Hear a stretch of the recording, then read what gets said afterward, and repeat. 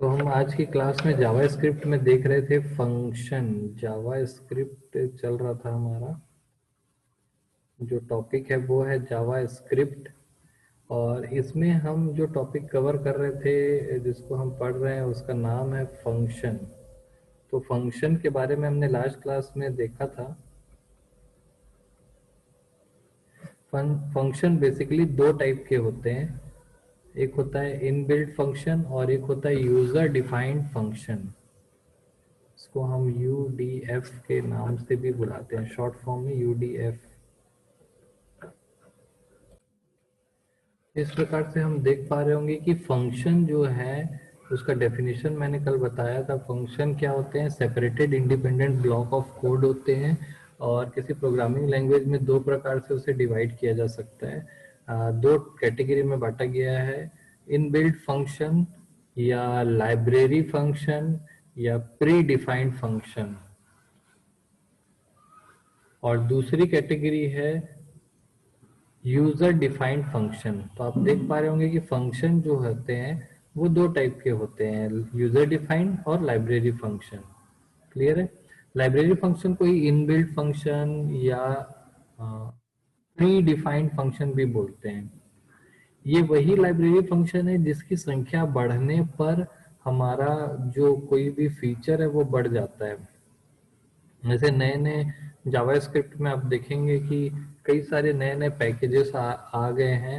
और वो कुछ नहीं होते हैं, इन लाइब्रेरी फंक्शंस का कलेक्शन ही होते हैं। क्लियर है?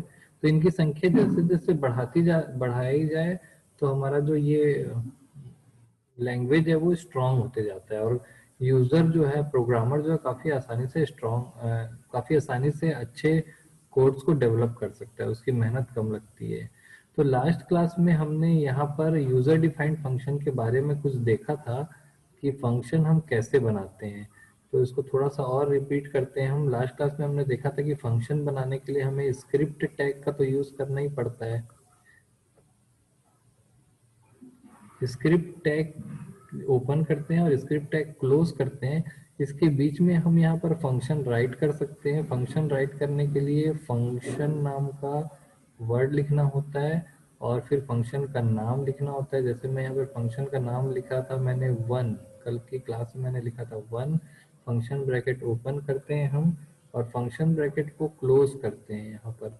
इसके बीच में हम 0 to n नंबर के आर्ग्यूमेंट पास कर सकते हैं। ठीक है? तो आर्ग्यूमेंट्स पास करने के बाद यहाँ पर हम इसका ब्रैकेट के जरिए यहाँ पर हम ब्रैकेट्स लगाते हैं। इसके नीचे ब्रैकेट लगाया जाता है और ब्रैकेट को क्लोज किया जाता है यहाँ पर। और इसके बीच में आप कितनी भी लाइन का कोड लिख सकते हैं। ये जो कोड होता है, ये ब्लॉक ऑफ कोड जो है वो सेपरेटेड होता है दूसरे ब्लॉक ऑफ कोड से और इंडिपेंडेंट वर्क करता है। यहाँ पर दिए गए आर्ग्यूमेंट्स, यहाँ पर हम जितने आर्ग्यूमेंट्स देंगे उसको इसमें इंक्लूड कर लिया जाता है। यानी कि एक्सटर्नल वर्ल्ड से जो वैल्यूज आती है, ये वो एक प्रकार का दरवाजा है। समझ जाइए, आपका ये घर है जो कि जिसमें जितने भी मेंबर्स हैं वो सेपरेटेड है और इंडिपेंडेंट है, अपना इंडिपेंडेंट वर्क कर रहे हैं। लेकिन बाहरी वर्ल्ड से अगर कोई इंटरेक्शन होता है तो वो इस आर्ग्यूमेंट के जरिए, ये वो दरवाजा है जहां से आपकी वैल्यूज एंटर करती है और आपके अंदर के कोड को इफेक्ट करती है। सिर्फ यही एक रास्ता है, आर्ग्यूमेंट पास करके हम उसको एक यूज कर सकते हैं। उसके बाद हमारे फंक्शन का कोड पूरा खत्म होने के बाद नीचे यहाँ पर हम स्क्रिप्ट टैग को क्लोज कर देते हैं। जैसे दूसरे सारे टैग्स को हम क्लोज करते हैं। तो आप यहाँ पर देख पा रहे होंगे कि यहाँ पर मैंने जो ये कोड लिखा है जावा स्क्रिप्ट का, ये वाला पूरा कोड जो देख पा रहे हैं आप, ये पूरा कोड, इस कोड में मैंने फंक्शन को राइट किया है। यहाँ पर ये फंक्शन राइट हुआ है। और जो फंक्शन हम लिखते हैं या प्रोग्रामर अपने एंड पर सिर्फ अपने लिए लिख रहा है, ऐसे फंक्शन को हम कहते हैं यूजर डिफाइंड फंक्शन। यानी कि यूजर अपने सिर्फ और सिर्फ अपने पर्पस को पूरा करने के लिए जो फंक्शन राइट कर रहा है वो यूजर डिफाइंड फंक्शन होता है। इनबिल्ट फंक्शन या लाइब्रेरी फंक्शन या प्री डिफाइंड फंक्शन वो फंक्शन होते हैं जो जनरल पर्पस के लिए बनाए जाते हैं, जैसे प्रिंट स्टेटमेंट हो गया, प्रिंट एफ हो गया, आप उसमें पढ़ते होंगे, अलर्ट पढ़ते होंगे, डॉक्यूमेंट डॉट राइट पढ़ते होंगे, जो जनरल पर्पस के लिए बनाया जाता है। कोई भी उसको लगभग एक जनरल पर्पस के लिए यूज कर सकता है। लेकिन यूजर डिफाइंड फंक्शन हम सिर्फ अपने लिए राइट करते हैं। इसका पूरा उद्देश्य होता है कि हमारा टास्क जो है वो कंप्लीट हो जाए। क्लियर है? तो लास्ट क्लास में हमने फंक्शन को बनाया भी था, उसे कॉल कैसे करते हैं ये भी देखा था। तो किसी फंक्शन को जब कॉल किया जाता है तो उसमें उसका नाम यूज किया जाता है। जैसे इस फंक्शन को जब मुझे कॉल करना होगा तो इसका नाम लिखना होगा, वन जो भी नाम है एज इट इज लिखना होगा। और कॉल करते समय ही हम यहाँ से कुछ वैल्यूज पास कर सकते हैं, कॉमा कॉमा करके। यहाँ पर मैंने 2 वैल्यू पास की है, तो ये वाली जो वैल्यू है वो यहाँ पर जाती है और यहाँ से वो एंटर कर जाती है इस कोड में। सेकेंड वैल्यू जो है वो यहाँ जाती है और यहाँ से वो एंटर कर जाती है इस कोड में। यानी कि बाहरी वर्ल्ड से अगर इस कोड पे कुछ इफेक्ट लाना है तो उसका एक ही तरीका है, argument passing. Argument passing 0 to n numbers में कर सकते हैं आप। यहाँ पर मैंने 2 आर्ग्यूमेंट को पास किया है। आर्ग्यूमेंट पासिंग जो है वो फंक्शन कॉलिंग के समय ही होगी और उसके बाद यहाँ पर सेमीकोलन लगा दिया जाएगा। तो जितने बार इसको यूज करना होगा मैं उतने बार उसका नाम लिखूंगा और आर्ग्यूमेंट्स में बार बार चेंज कर सकता हूँ। तो नेक्स्ट एग्जीक्यूशन में ये जो वैल्यू है 3 जाएगी यहाँ पर, ना कि 2 जाएगी। तो इस तरीके से मैं बार बार एग्जीक्यूशन करके और बार बार उसकी वैल्यू को मैं चेंज करा सकता हूँ। तो आज का जो हमारा बेसिक टॉपिक है वो है आर्ग्यूमेंट पासिंग। बेसिक हम आर्ग्यूमेंट पासिंग ही देखेंगे। क्लियर है? तो आर्ग्यूमेंट पासिंग देखने के लिए फिर से हम थोड़ा सा एक और रिवाइज कर लेते हैं कि जो हमारा स्ट्रक्चर होता है वो कुछ इस तरीके से होता है। आप देखेंगे कि मैं यहाँ पर आपको एक डायग्राम से बताता हूँ। मान लीजिए ये हमारा कंप्लीट कोड है, ये हमारा कंप्लीट कोड है। और इस कंप्लीट कोड में अगर मैं बात करूं कि ये हमारे छोटे छोटे फंक्शंस हैं, इसके अंदर एक कोड के अंदर कई सारे फंक्शंस होते हैं। ये एक फंक्शन है, उसी तरीके से मैं एक दूसरा फंक्शन बना सकता हूँ। मैं एक दूसरा फंक्शन यहाँ बना दिया, ये दूसरा फंक्शन है। फिर मैं एक और फंक्शन यहाँ पर राइट कर देता हूँ। यानी एक बड़े प्रोग्राम पर कई फंक्शन हो सकते हैं। तो मैंने यहाँ पर 3 फंक्शन बनाया है। अब बाकी जो स्क्रिप्ट, ये जो बॉक्स बाहरी आउटर बॉक्स दिख रहा है ये समझ जाओ ये स्क्रिप्ट टैग का बॉक्स है। यानी कि आप यहाँ पर स्क्रिप्ट जब ओपन करते हैं यहाँ पर लिखते होंगे कि स्क्रिप्ट,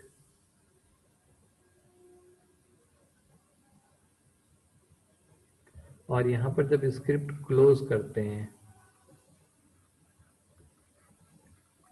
ये बॉक्स उसको इंडिकेट कर रहा है। तो उसके बीच में कई फंक्शन आप बना सकते हैं। जैसे मैंने यहाँ पर कुछ फंक्शंस बनाए हैं और इस फंक्शन को इसके अंदर जो ब्लॉक ऑफ कोड है, इसके अंदर जो कुछ कोड है और इसके अंदर भी कुछ कोड है, ये सारे के सारे कोड जो है वो इंडिपेंडेंट है और से अपने आप में वर्क करते हैं।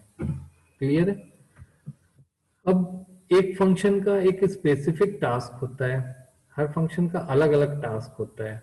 इसका अलग टास्क है, इसका अलग टास्क है, इसका अलग टास्क है। इसको हम उसी तरीके से समझ सकते हैं। मान लो एक ऑर्गेनाइजेशन है, यहाँ पर अगर कोई एक पर्सन बैठा हुआ है, अगर मैं पर्सन की बात करूं कि यहाँ पर एक मैनेजर है, तो इस मैनेजर का काम करने के लिए 3 एम्प्लॉयज और हैं। पहला जो एम्प्लॉय है यहाँ पर, ये नंबर 1 वाला जो एम्प्लॉय दिख रहा है, ये क्या करेगा? आपका नंबर 1 का जो एम्प्लॉय है ये सैलरी बनाता होगा। नंबर 2 का जो एम्प्लॉय है ये आपका अटेंडेंस लेता होगा। और नंबर 3 का जो एम्प्लॉय है वो किसी दूसरे काम को करता होगा। तो 3 एम्प्लॉय हैं, तीनों का अपना अलग अलग काम है, अलग अलग फंक्शनैलिटी है। पहले का काम है सैलरी बनाना, दूसरे का काम है अटेंडेंस लेना, तीसरे का काम है, मान लो कॉलेज है तो तीसरे का काम है पढ़ाना। तो अगर पढ़ाने के लिए कोई टीचर नहीं आता है तो सैलरी बनाने वाले के काम पे कोई इफेक्ट नहीं पड़ेगा, वो अपना काम करेगा। अटेंडेंस वाले के काम पर भी कोई इफेक्ट नहीं पड़ेगा। क्योंकि वो अटेंडेंस लेने से नहीं रुकेगा, अटेंडेंस लेगा ही वो। क्लियर है? तो इसका जो वर्क है उस पे कोई इफेक्ट नहीं देता ये इसका वर्क। इसका वर्क जो है, इसके सभी के सभी इंडिपेंडेंट वर्क कर रहे हैं अपना, और सारे के सारे जो वर्क कर रहे हैं वो किसके लिए कर रहे हैं? इसके लिए। ये भी वर्क कर रहा है वो इसके लिए, और ये जो वर्क कर रहा है वो भी इसके लिए। तो एक पर्सन के लिए तीनों वर्क करते हैं। तो ये पर्सन जो है तीनों की अलग अलग फंक्शनैलिटी को यूज करता है। तो इस फंक्शनैलिटी को यूज करने के लिए वो क्या करता है, इन फंक्शंस को कॉल करता है। जब इसको सैलरी बनानी होगी तो ये सैलरी वाले फंक्शन को कॉल करेगा, यहाँ पर उसका नाम लेगा सैलरी, और फिर उसको बताएगा किस महीने की सैलरी बनानी है। तो आर्ग्यूमेंट में पास करेगा नवंबर, तो नवंबर की सैलरी बनेगी, क्योंकि इसके पास तो बहुत सारी सैलरी, हर मंथ की सैलरी बनी हुई है। तो ये आर्ग्यूमेंट में उसको बताता है कि किस मंथ की सैलरी चाहिए। तो ये जो आर्ग्यूमेंट है ये आपका जाएगा इसके अंदर, और वो इफेक्ट करेगा कि किस महीने की सैलरी बननी है। वैसे ही अटेंडेंस के लिए वो कॉल करेगा दूसरे जो फंक्शनैलिटी है उसको बुलाएगा, यानी इसको कॉल करेगा सेकंड नंबर के एम्प्लॉय को। उसके लिए वो यहाँ पर लिखेगा ATT, और उसको किस महीने का अटेंडेंस चाहिए, मान लीजिए उसको अक्टूबर महीने का चाहिए, तो वो यहाँ पर पास करेगा अक्टूबर। तो ये जो अक्टूबर है वो जाएगा यहाँ, और यहाँ से फिर अक्टूबर महीने की अटेंडेंस रिटर्न होके आएगी। मैं इस चीज को बार बार रिपीट कर रहा हूँ, ध्यान देना है। आर्ग्यूमेंट से वैल्यू दी जाती है, यहाँ पे कुछ काम होता है, और आउटपुट को रिटर्न किया जाता है सेम पर्सन को। तो जिसने फंक्शन को कॉल किया है वो कुछ आर्ग्यूमेंट पास कर सकता है स्पेसिफाई करने के लिए कि किस एरिया पे वर्क करना है, किस टास्क पे वर्क करना है। क्योंकि यहाँ पर तो 12 महीने की अटेंडेंस है, तो ये बता रहा है कि किस महीने की अटेंडेंस चाहिए, और ये अटेंडेंस निकाल के वैल्यू रिटर्न करता है। तो मेरा बताने का उद्देश्य ये था कि कोई भी फंक्शन है उसकी वर्किंग कुछ इस तरीके से होती है।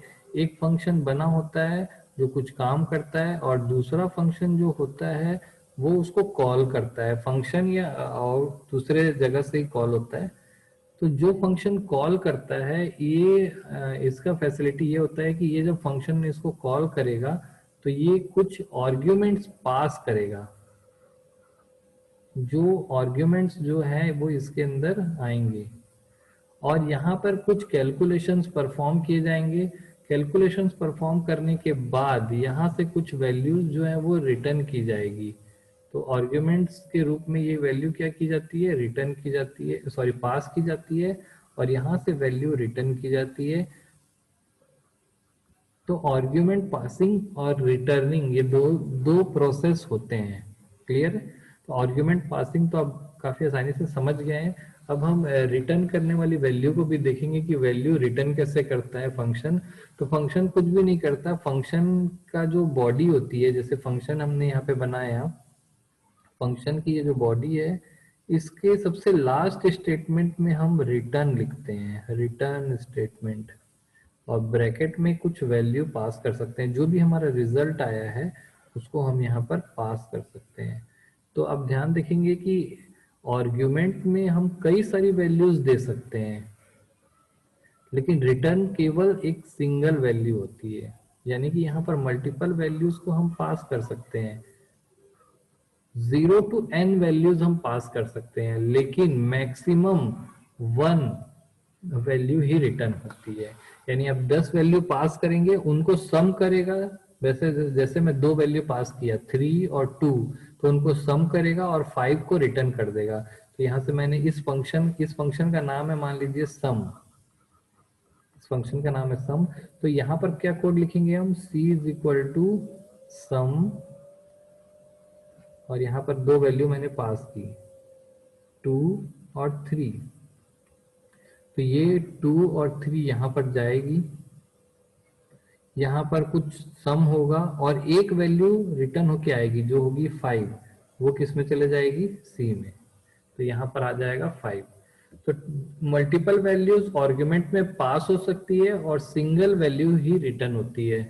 अगर आपको मल्टीपल वैल्यू रिटर्न कराना है तो उसका अलग मैकेनिज्म है, वो हम एरे में देखेंगे। क्लियर है? तो चलिए आइए, हमने लास्ट क्लास में भी कुछ कोड किया था और उसको आगे और करके देखते हैं कि जावा स्क्रिप्ट में हम फंक्शन की कॉलिंग के समय आर्ग्यूमेंट कैसे पास करेंगे और वैल्यू कैसे रिटर्न करेंगे। आज का जो हमारा टॉपिक था वही था कि फंक्शन कॉलिंग में आर्ग्यूमेंट कैसे पास करना है और उसकी वैल्यू कैसे रिटर्न लेनी है। तो एक सेकंड के लिए आपकी स्क्रीन जाएगी।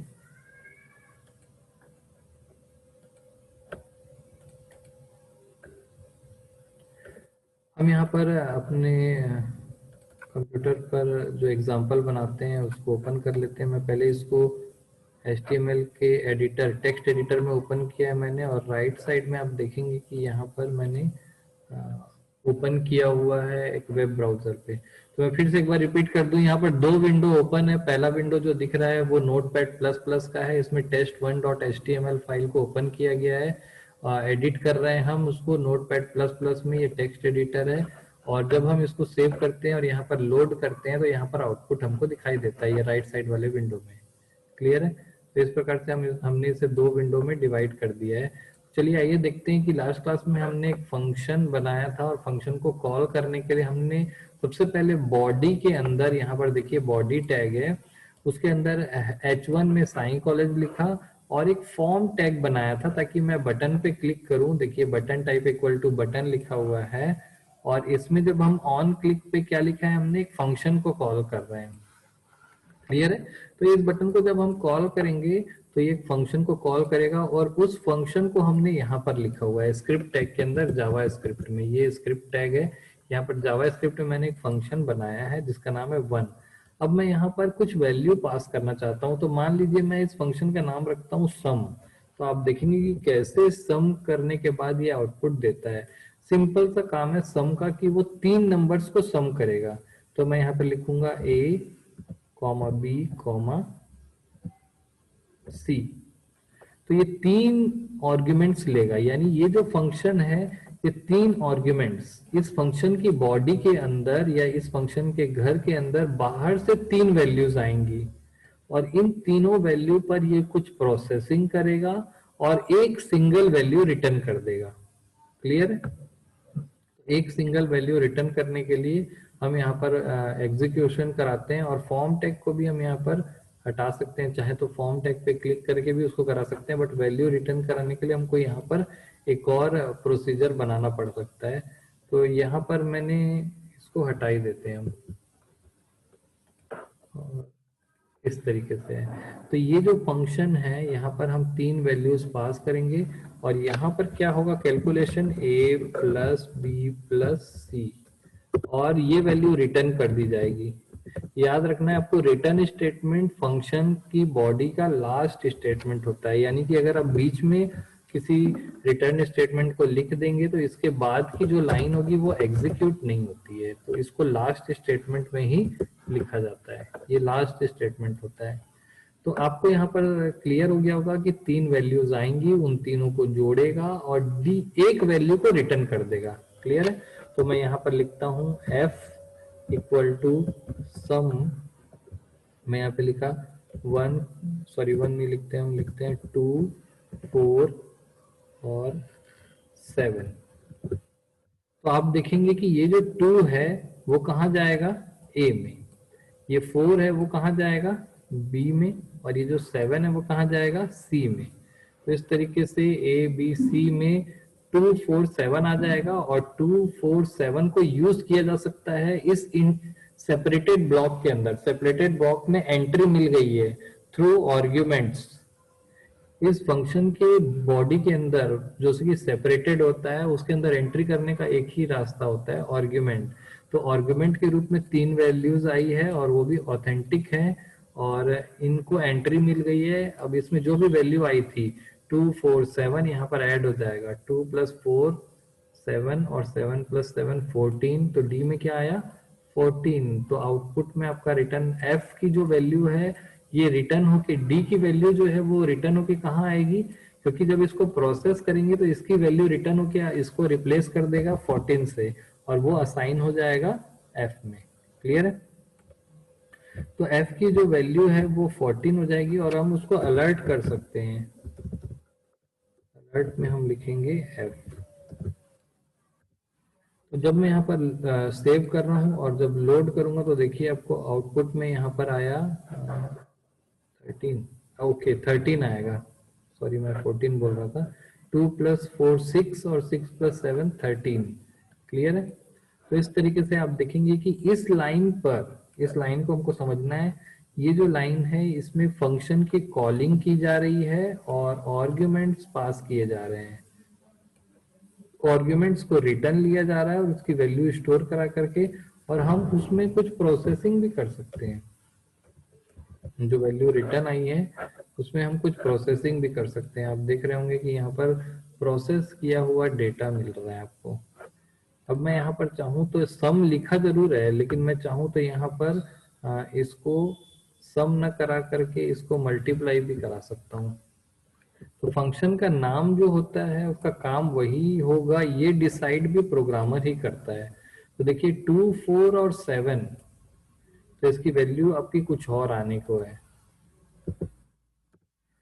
2 और 4 का सम होगा, सबसे पहले इसका मल्टीप्लाई होगा 28, और 28 + 2 होगा, यानी कि 30 की 30 जो है आपका आउटपुट आने को है। तो आपका आउटपुट क्या हुआ 30, हालांकि लिखा सम है लेकिन कुछ प्रोसेस और कर रहा है। तो फंक्शन का नाम क्या है और वो काम क्या करेगा, ये डिसीजन भी प्रोग्रामर का होता है। ज्यादा अच्छा प्रोग्रामर वो होगा जो सेम वैसा ही नाम लिखे जैसा कि काम हो रहा है।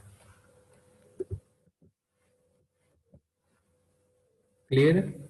तो इस तरीके से आप एक फंक्शन को बना सकते हैं। और अगर मैं दोबारा इस फंक्शन को कॉल करता हूं, आप देखेंगे मैं दोबारा इस फंक्शन को कॉल कर रहा हूं और आर्ग्यूमेंट्स की वैल्यू में चेंज कर दिया, 1 2 और 3 कर दिया। तो अब आप देखेंगे कि पहली बार में कुछ और वैल्यू आएगी और दूसरी बार में, यानी इस कोड को मैं रीयूज कर रहा हूँ, 2 बार यूज कर रहा हूँ। अब मैं सेव करता हूँ, पहले बार में 13 आया और सेकेंड टाइम में 6 आया, क्योंकि 1 2 और 3 जो है उनका जो एडिशन होता है वो 6 होता है। तो आज का जो टॉपिक था वो फंक्शन में हमने देखा कि आर्ग्यूमेंट कैसे पास किया जाता है। और यहाँ पर जावा स्क्रिप्ट की मैं बात करूँ तो यहाँ पर आपको डेटा टाइप को ध्यान में रखने की जरूरत नहीं है, इम्प्लिसिट कन्वर्शन होता है। डेटा टाइप आपको यहाँ पर स्पेसिफाई करने की जरूरत नहीं होती, जबकि दूसरे लैंग्वेज जैसे C++ में देखेंगे तो आपको यहाँ पर स्पेसिफाई करना होता है डेटा टाइप। ऐसा यहाँ पर डेटा टाइप को स्पेसिफाई करने की जरूरत नहीं है। दूसरा पॉइंट, आर्ग्यूमेंट की संख्या 0 to n हो सकती है।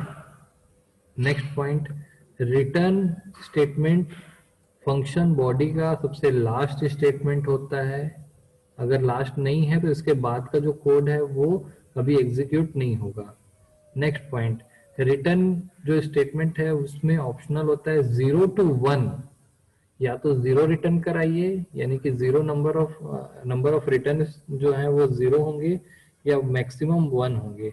आर्ग्यूमेंट मल्टीपल हो सकते हैं। क्लियर है। तो इस तरीके से हमने फंक्शन की आर्ग्यूमेंट पासिंग और रिटर्निंग को आज देखा। इसमें कोई आप लोगों को डाउट है तो आप लोग पूछ सकते हैं।